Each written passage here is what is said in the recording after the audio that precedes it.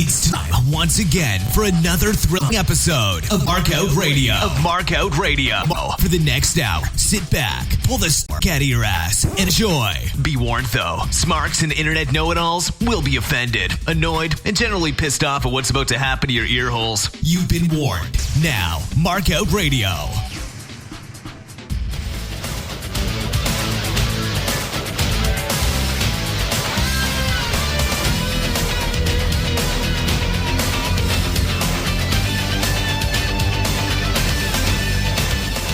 Well, that's right. Welcome back.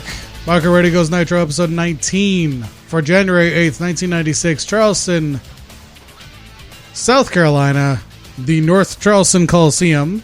Jesus. That's a crazy amount of north and south, isn't it? It's almost like, well, I'm just going to leave that one alone. Let's just leave that one alone, shall we? Hosted this week by Eric Bischoff, Bobby the Brain Heenan, Steve, Mongo, McMichael. Dark matches this week. Big Bubba Rogers defeats the Renegade. That's right, the Renegade's still there being buried. Dark match is the Nasty Boys, Brian Knobbs, Jerry Saggs defeating Earl, Robert Eaton, and Johnny Grunge. I have no idea why Earl, Robert Eaton, and Johnny Grunge are in a tag team together. I really don't. If you look up Johnny Grunge, you have no idea why. I gotta look it up again because I looked it up when I was doing short prep, and I'm just like, okay, Jesus Christ, we're a long way from Public Enemy, I know, but whatever. Anyways, apparently he's a substitute blue blood. Jesus. All right, we don't know how many people paid, but the venue holds 13,000 people. Which would explain the huge space in the ice between the stands and the floor seating. With a half bowl setup, I'm going to go ahead and say that max seating was closer to half that, which is pretty common for WCW venues at that time. But again, we don't know how many people actually paid. That has been lost to the annals of time. Remember, we're not at war yet. Of course, that doesn't stop McMichael, even though he's sitting right next to Bischoff, from quipping that WCW is giving you all of these matches for free. As long as you've got a cable subscription to TNT. And you're American, because Canada didn't have TNT at the time. Neither did anybody else. Now, those other guys are charging you by proxy. Unless, of course, you have a cable subscription that includes USA in the States, or TSA in Canada, or Sky over in the UK, or I don't know what the fuck it is over in France or anywhere else. I gotta be honest with you. I'm sorry. I don't know. Anyways, I'm sure some Mark will point out at some point that Saturday Night WWF put named guys against jobbers back in the 80s and the early 90s, but Raw wasn't doing that anymore. So you can't throw that into this mix as, you're getting all these great marquee named guy matches for free because WWF was doing that at the same time. And Raw was doing that specifically. All right. So I'm not sure what the fuck we're talking about here, but I'm not sure what era of the WWF that the WCW is not currently at war with.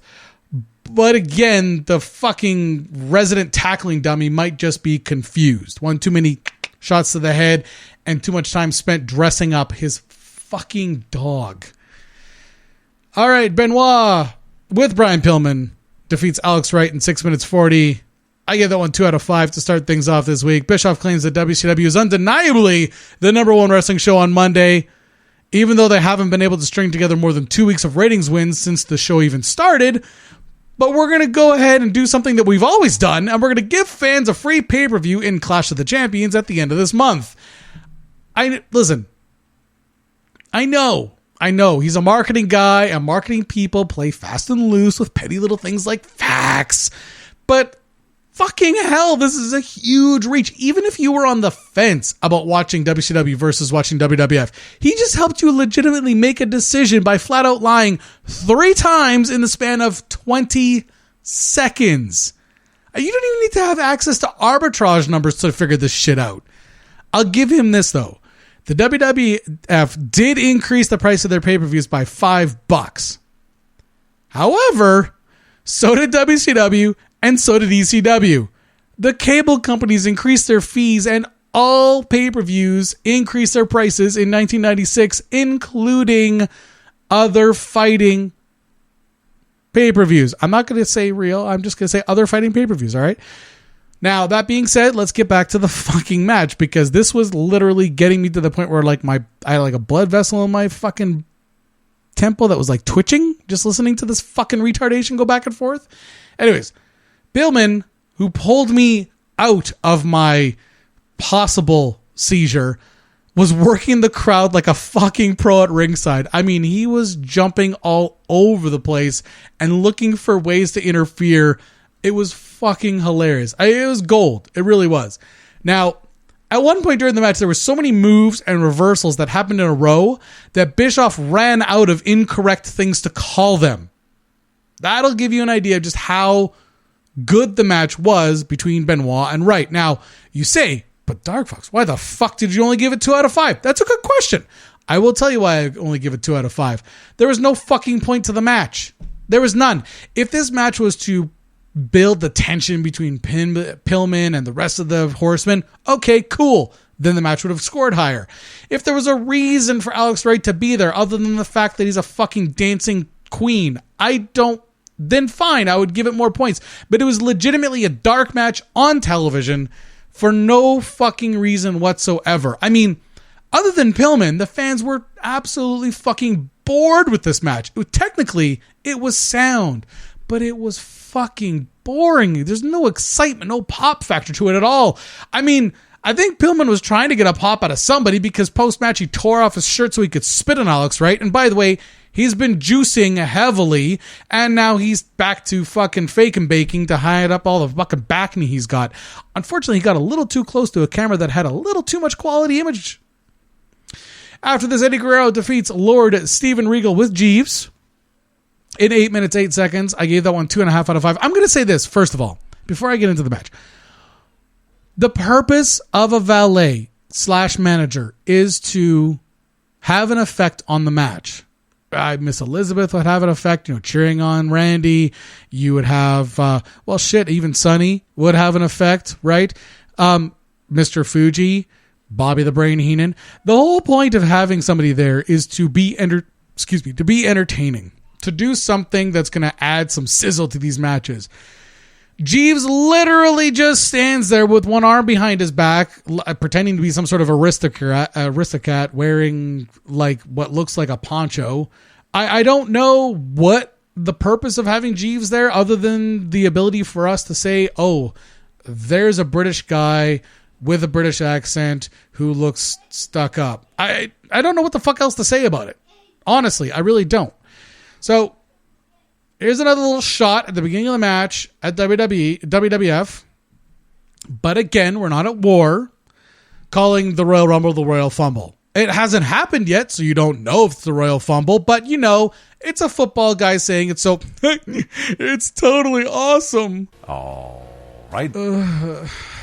Okay, so this war, again, will start in May of this year. So we'll get there, hopefully fast, because I'm tired of fucking saying this over and over again. Now, I've been getting a couple emails asking me why I keep fucking talking about this shit. Now, it's very simple.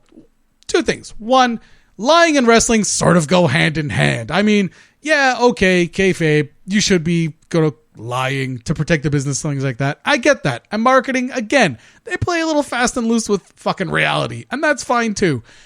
But we're now 24 years removed from when all this shit went down. I think that the statute has expired at this point. I believe that we're past the point when you can sue somebody for starting a fight with somebody else, even if it's about fucking ratings. All right.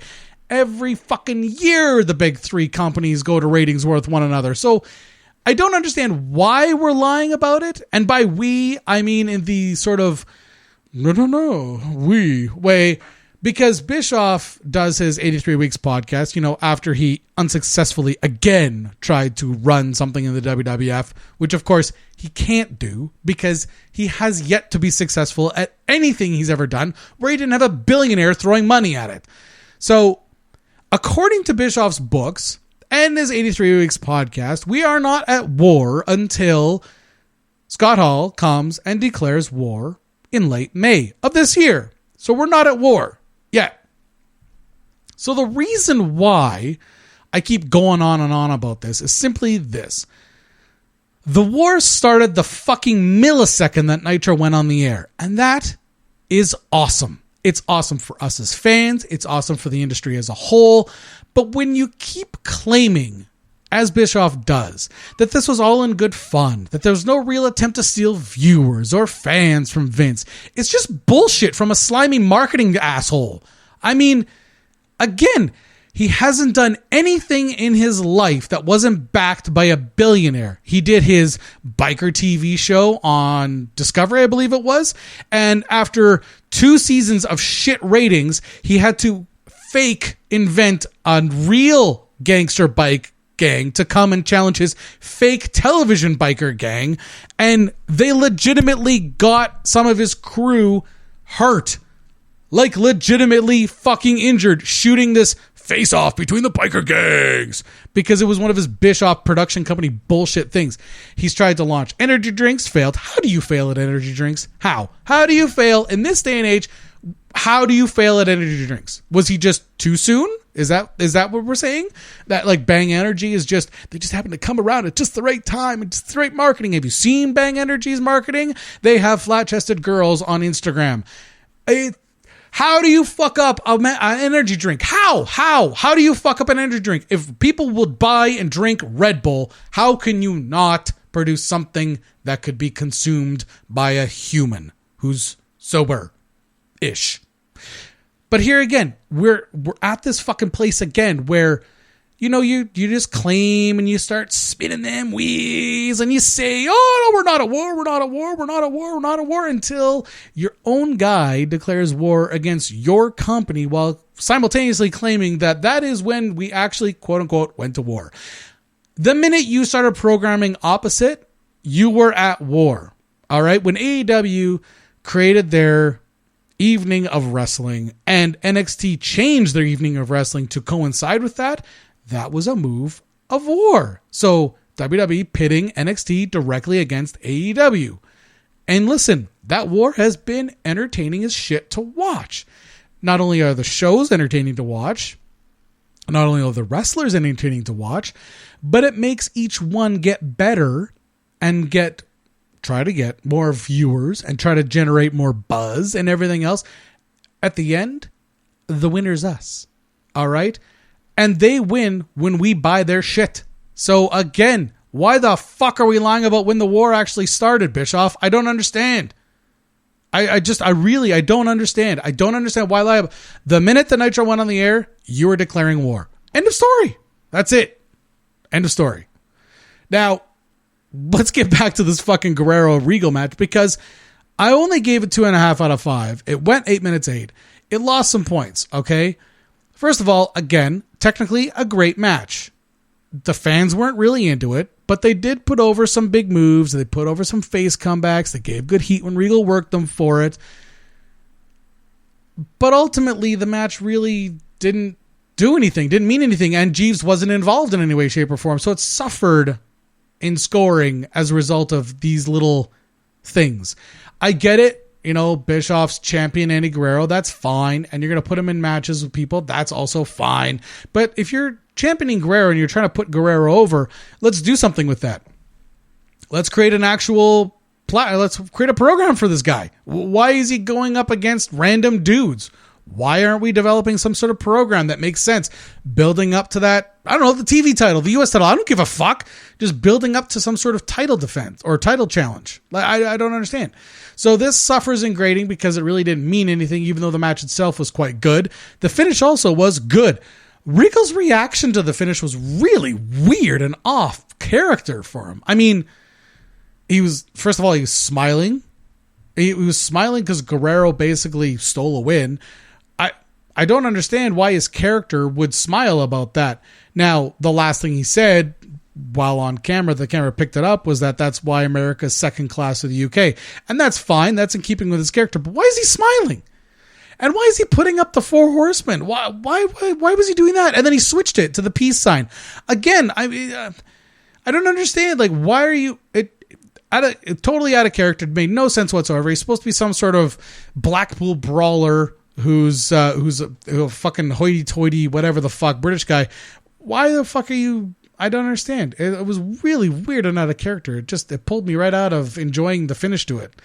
I mean, it would have made more sense for him to say that Mexico is like fifth class behind, like, I don't know, Canada to him.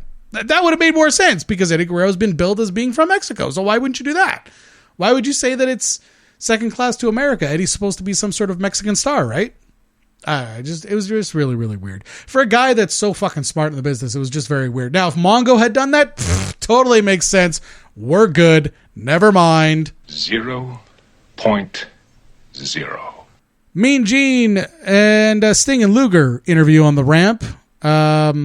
On the heels of a cheap shot of WWF by Gene calling Vince and Linda old, ready to retire, collect pensions, which in 96 wasn't even remotely close to true. Now, sure. Yeah.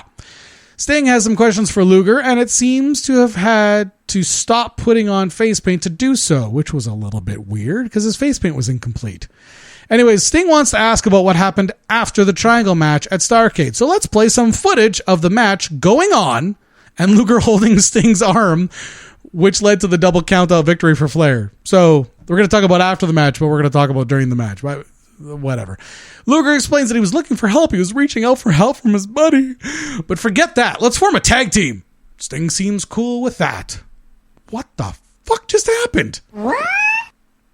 After that, Saturday Night promo, Flair and Savage in the title match for the main event. Flair gets an actual victory here, by the way. And next up for the matches, we got Sting defeating Diamond Dallas Page in 6 minutes, 20 seconds. I gave that 3.5 out of 5. It was really good, by the way. Okay, so the mystery of Sting's weird makeup from the promo previously has now been solved because DDP rubs his cigar in the spot that would have normally been covered up by paint, and now the cigar smudge shows up better. Oh. Where's my The More You Know? Thank you. Thank you. All right. Anyways. Now, the announcers kept putting DDP over, selling out or putting over the Diamond Doll, not being with him anymore, but was it 12 million, 13 million? I can't remember what the fuck it was. Win at Vegas, and how when it comes to Clash of Champions, he's probably going to lose it all. Brain usually quips over and over again this. He kept saying it over and over again during this match, looking for some sort of reaction from somebody and not getting it. I mean, honestly, since Mongo already breaks kayfabe on a fairly regular basis, could Mongo just like when Brain says something that doesn't go over, can Mongo just like no sell it and be like, yeah, Brain, we heard you, it just wasn't funny? Like, because that would be way more entertaining than the stupid shit that he normally does. All right. And again, I know hindsight 2020, whatever. The crowd woke up for this one though. Both Sting and DDP did some excellent work getting the fans off of their asses. Tons of heat for DDP, tons of pops for Sting. Overall, a really great match. Outside of the match, there was no actual story being built here, which is why it actually suffered in points. Honestly, this was a fantastic match, and crowd psychology and in-ring psychology, everything going on was top-notch. The problem was that it didn't build for anything. Like, it wasn't putting over anything with Luger and Sting. It wasn't doing anything for Diamond Dallas Page, because, of course, he lost. It was a match, and there's nothing wrong with having a match, but this is supposed to be your flagship show. The match should actually mean something. Like, this kind of a match would be fine on Saturday night. This kind of a match would be fine in an undercard. This would be great. But this is the lead-up match to the main event. And I'm glad that it got the response that it got from the crowd. I'm just a little bit perturbed that there was nothing actually done to build either character at all. It was a showcase for their skills. And for that, it was fine. That's why it got the score that it got. After this, Hogan and Savage defeat Arn Anderson and Ric Flair in 15 minutes even. It did not go to a time limit draw. It just ended coincidentally at 15 minutes. I gave this one 3 out of 5 as well. Just a stream of shots over the bow. Again, we're not at war. But McMichaels was probably the most ridiculous. As Hogan and Macho are coming out, Mongo quips that the WWF is full of has-beens and so-sos. I mean, Jesus Christ. Don't get me wrong, Hogan and Macho are good wrestlers, but their best years were back in the 80s. I mean, no one's looking at 42-year-old Macho Man and being like, yeah, of course, Jesus, he's in the prime of his youth. Honestly, Jesus Christ. Bischoff quips that Hogan and Savage are the reason that WCW is number one. Is it? Interesting. Are they number one, though? Because more times than not, last year they were not, and so far this year they are not. So, are they the reason you're number two? I'm not sure. I mean, maybe. I don't know. Weirder things have been known to happen. For the first few minutes, there was actually a decent amount of actual wrestling going on here with Hogan. I was pleasantly surprised. I mean, some arm bars or some mat work. It was pretty impressive. I mean, listen, the argument can be made that Flair can make pretty much anybody look good. So let's just wait and see how the rest of the match goes here then. All right, is that fair? All right. Hogan chases Flair around the ring and pulls his tights down to a crowd pop for Flair's pale old ass. Never mind, that's over. Hogan gets the big leg drop on Anderson. Smart not to have the champ eat the pin. He gets the 3 count. Horsemen run in just as the bell rings. The Dungeon are close behind, and we've got a Donnybrook at ringside. Giant gets into the ring and double noggin knockers Hogan into Savage. Chokeslams one and then the other. Zodiac gets into the ring and, of course, gonna ham it up for the camera again by pushing the Giant back, screaming no and hurt again, while the announce team puts that over like fucking crazy. Actually, mostly Bischoff. He's hamming it up for the cameras for another beefer payday, and we fade to black on this episode. I mean, overall, it's not a terrible Nitro. The problem is that it started off weak. The first 2 matches were snoozers, and the crowd just didn't get into the show until the Sting DDP match. Now, after that, they didn't stop until the show ended, even through commercial breaks. So, props to Sting and DDP for bringing the nose up on this sucker. This week's Raw did a 3 in the ratings. Nitro did a 2.8. Remember, we talked about Nitros feeding on one another, though, in previous episodes, right? The last 2 shows are building into a commanding victory in the ratings next week, but hold tight. We'll get there when we get there. And they're only going to get it for 1 week, so it is what it is. This whole episode got a 3 out of 5 for me, and I mean, that's really... I'm not going to say that's really being generous. I'm just saying that there's a lot of things that could have been done to really continue building on what's there that was not done. Like, so many more interesting stuff could have been done in this episode. We could have really put over the Sting DDP stuff. They could have made that mean something. Even just a fucking one-liner by Luger that you better beat DDP tonight because he's already lost his babe or something like that. Anything to make the match actually compelling for the audience, not just at home, but just in the crowd as well. I don't know. Maybe I'm just nitpicking at this point. That has been known to happen. Well, that was an abortion of a show. Should the mood take you, check out markoutradio.com and leave a comment. You can also find links there to our Facebook, Twitter, YouTube, and Stitcher channels. You can even leave a voicemail on our Skype. Just click the links and share them.